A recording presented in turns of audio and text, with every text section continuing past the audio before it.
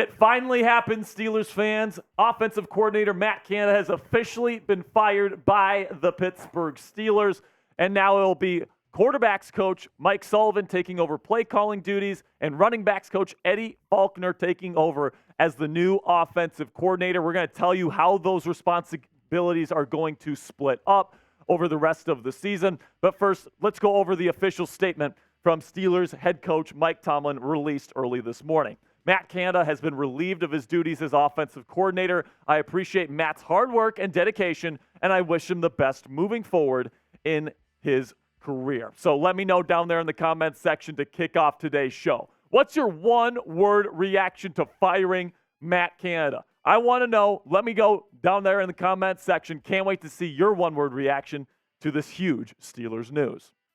For me, my one word is hallelujah. We have been waiting for this moment for literally months at this point. We have been, as Steelers fans, we have been doing the fire Matt Canada chants. We have made the signs. I even made one and brought it to the ALCS, right? We have, as a fan base, been completely cultivating around this topic over the last 12 months or so, and finally the day has arrived. Christmas morning here has come early in Steelers Nation. Now, this comes after a really, really poor start offensively for the Pittsburgh Steelers. I mean, I understand the Steelers sitting at 6-4, currently still in the AFC playoff picture, but this is a results-based business, and the results on offense to this point for the Steelers, plain and simply, have not been good enough. 28th in both points per game and yards per game, 31st in pass yards per game. If you can't throw the football in this league, you're going to have a tough time scoring points. Case in point, the Pittsburgh Steelers with Matt Canada and Kenny Pickett.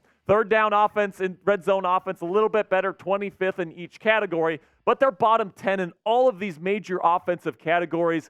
It was time, people. It really was. So now the next steps for the Pittsburgh Steelers. Running backs coach Eddie Faulkner will take over as the official offensive coordinator. He's going to be responsible for meetings. He's going to be responsible for putting together the game plan, all that different kind of stuff. But when it comes to the play calling on game day, it will be quarterbacks coach Mike Sullivan who's going to be taking over. Sullivan has been a play caller as an interim before in New York when they fired Ben McAdoo when he was the offensive coordinator there with the New York Giants. And also, to make things a little bit more juicy here, despite Mike Tomlin saying at his press conference that he was the one that decided to fire Mike Tomlin, Jerry Dulac of the Pittsburgh Post-Gazette reports that Art Rooney was the one that went over Tomlin's head here to make this move. Now, I don't know if Jerry just made a mistake here. I don't know if he knows something that we don't know, but this is definitely an interesting situation because if this is true,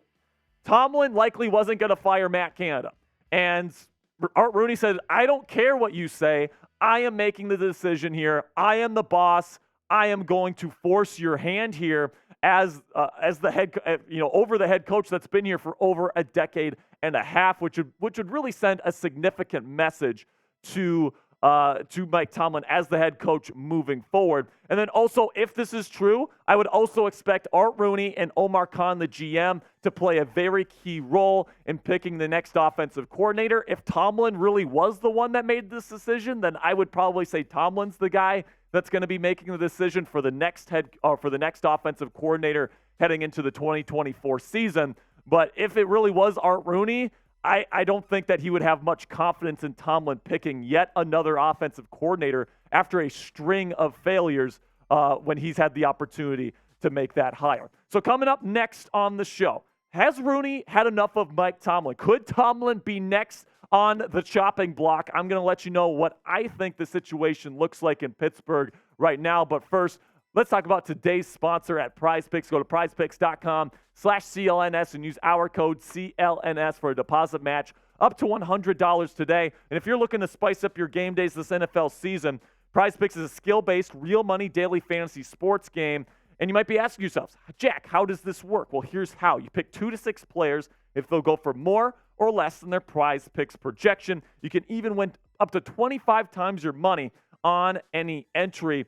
So let's take a look at my entry for this weekend's game against the Cincinnati Bengals. Once I heard Matt Canada was getting fired, I immediately put in my Prize Picks entry. I'm going the more on Kenny Pickett right now, just 187.5 passing yards. I think he's going to get to at least 200. Then we got Deontay Johnson, 50.5 receiving yards. I think he gets more than that with Kenny Pickett playing better this week. And then Chris Boswell, field goals made, 1.5. I think he gets at least 2 here in Week 12. You can check it out now and get your picks in at prizepicks.com/CLNS and use our code CLNS for a deposit match up to $100 today. With Prize Picks, it takes less than 60 seconds to make your picks. So get started right now. Go to prizepicks.com/CLNS and use our code CLNS for a deposit match up to $100 today.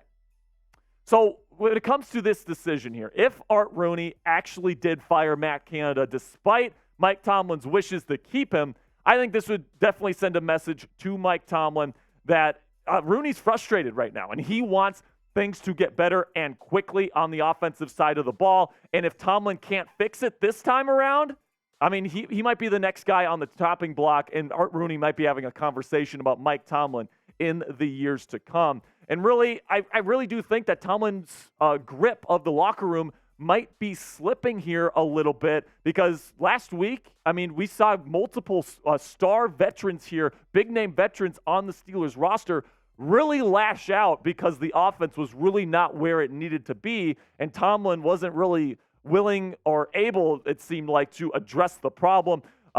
This is evidenced by Deontay Johnson, wide receiver, completely losing it on the sideline against the Browns, reportedly getting into a fight with Mike Tomlin on the sideline, and he had to be physically removed from the area because he was getting in Mike Tomlin's face. I mean, Jesus Christ, if this isn't the definition of tempers boiling over with your veteran pieces in the locker room, I don't know what is. And then also, Najee Harris had this to say after the game against the Browns. You could do two things. You could look at the record and say, okay, we're still good right now, or we could look at the record and be like, if we keep playing this type of football, how long is this bleep going to last? I look at it like, how long that bleep going to last? Y'all could look at it like it is a good record, but I mean, it's the NFL. Winning how we did, it's not going to get us nowhere. And you know, these veterans talking this way about the Pittsburgh Steelers team sent a clear message to Mike Tomlin, the head coach. These players are sick and tired of Matt Canada. They want a change at that position. And if you don't change it, you're going to lose the locker room, man. So I really do think that because Tomlin could kind of feel that the veterans were really starting to get frustrated with Matt Canada and how he was running this offense and how really he's putting a cap on what the Steelers can do offensively. And it's a pretty low bar if I'm being quite honest with you. It really doesn't surprise me that Mike Tomlin decided to make this move to fire Canada when he did. Now let's shift to the rest of the schedule here, where the Pittsburgh Steelers, currently sitting at 6-4, do have a pretty favorable rest of their schedule. Now that Seahawks-Ravens matchup, they're at the end of the year. I mean, goodness gracious, that's going to be tough. You got to put yourself in a position to make the playoffs, because going to Seattle and winning is not going to be a cakewalk, and neither is going into the Ravens, especially if the season is on the line. But you do have the Bengals twice without Joe Burrow. You got the Cardinals, who don't have much talent on the roster to speak of. The Patriots are a shit show right now. And then the Colts, they don't have Anthony Richardson, not the most talented roster either. So I really do think right now, as it stands right now, if I had to predict what the Steelers' record looks like for the rest of the season, I'm going to say they're going to win 4 more. I think they're going to win their next 3 against the Bengals next week. They're going to bounce back here with Mike Sullivan as the first week of him being the play caller. Then I think they're going to beat the Cardinals at home, beat the Patriots on Thursday Night Football. They're going to fall into a little bit of a trap there against the Colts on the road in Week 15 after 3 straight wins. But I do think they sweep the Bengals without Joe Burrow, and then I think they'll lose the last 2 games of the year, unless they have to win that last game of the year against the Ravens.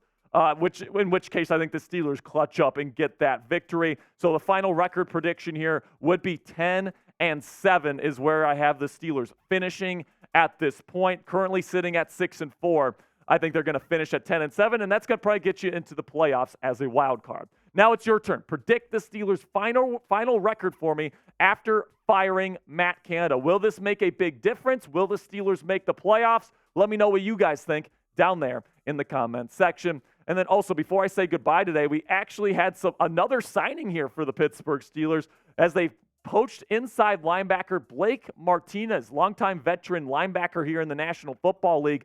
And he has been added to the Steelers' active roster here, which is definitely interesting because they started Mark Robinson and they played Mykal Walker quite a bit alongside of Landon Roberts there in Week 11 against the Browns. And I thought they played pretty darn well, but it seems like Mike Tomlin and the Steelers team felt like Blake Martinez is a good fit here. He's somebody with a lot of experience. He's a very sound tackler, but he hasn't really played much football in terms of in a starting capacity over the last couple seasons here. So it's going to be interesting to see what their plan is for him on the Steelers active roster. All right, that's going to be it for me today, Steelers Nation. Thank you guys so much for all of your support. Make sure you click that subscribe button right now. And until next time, here we go, Steelers.